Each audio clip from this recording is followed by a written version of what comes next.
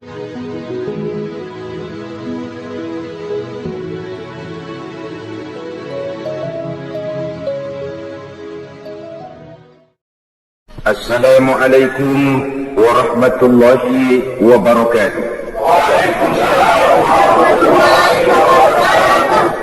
Bismillahirrahmanirrahim.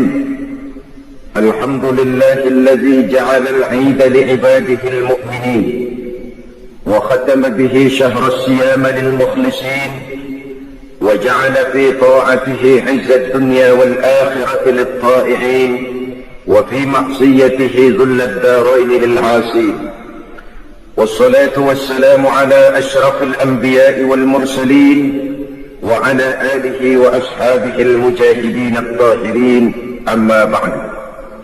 Saudara-saudara kaum muslimin rahimakumullah, ketika matahari akhir Ramadan tenggelam di kaki langit sebelah barat dan malam 1 Syawal datang merayapi bumi, maka berubahlah segenap perasaan kita.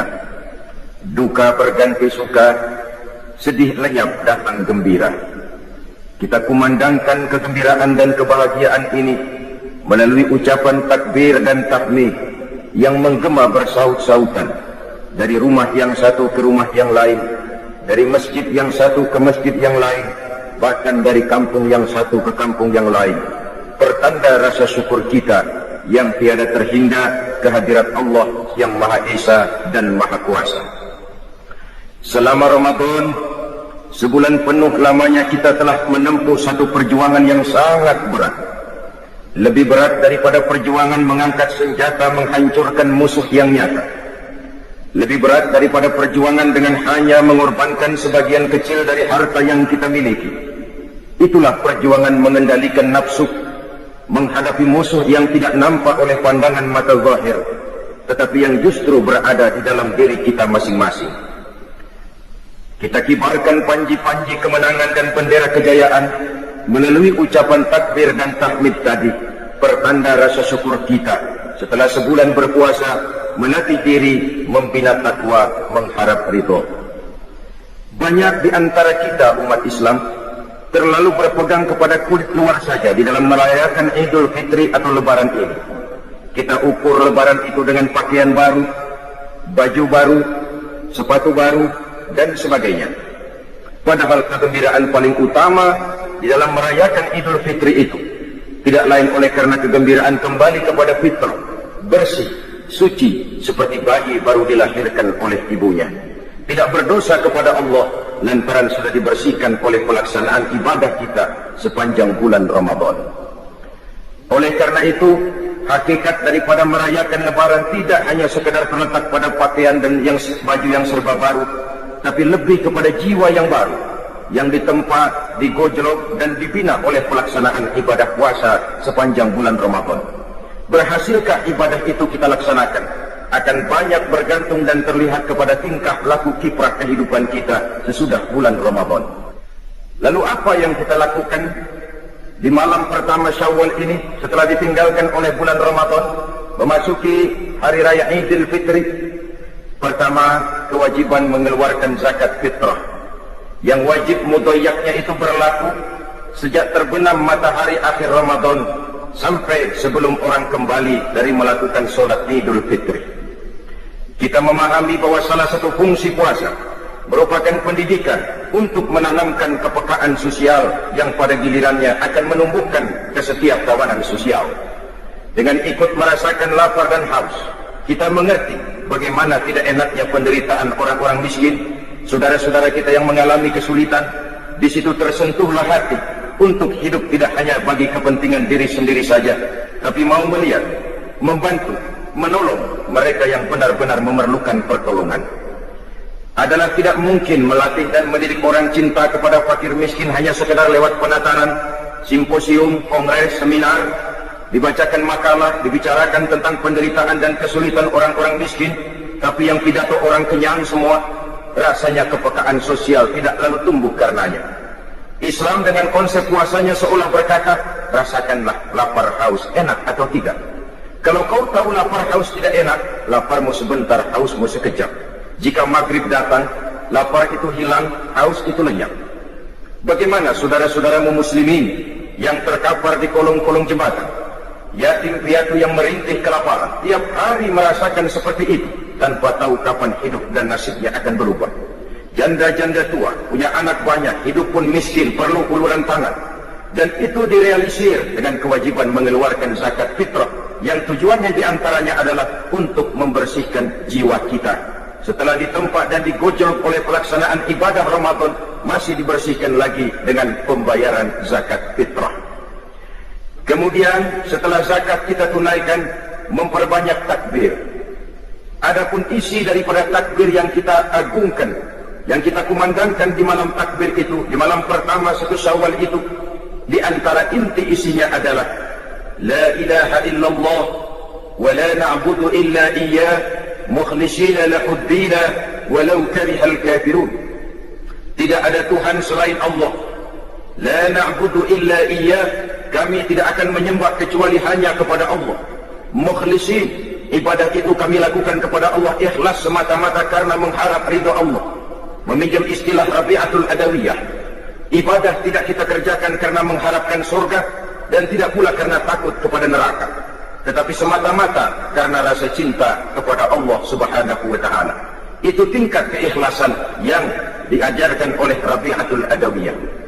Kalau seseorang rajin beribadah cuma karena mengharapkan surga, barangkali kalau tidak ada surga, bubar ibadahnya. Kalau seseorang melakukan ibadah cuma karena takut kepada neraka, barangkali kalau tidak ada neraka, juga orang tidak akan melaksanakan ibadah. Tapi kalau semata-mata oleh karena rasa cintanya kepada Allah, itulah tingkat keikhlasan yang tinggi adanya. Tidak ada Tuhan selain Allah. Kami tidak akan menyembah kecuali hanya kepada Allah sepenuh keikhlasan. Dikala miskin kita menyembah Allah, dikala menjadi orang kaya kita juga tetap menyembah Allah. Dikala kita orang biasa kita menyembah Allah, dikala kita naik punya jabatan dan kedudukan kita pun tetap menyembah kepada Allah.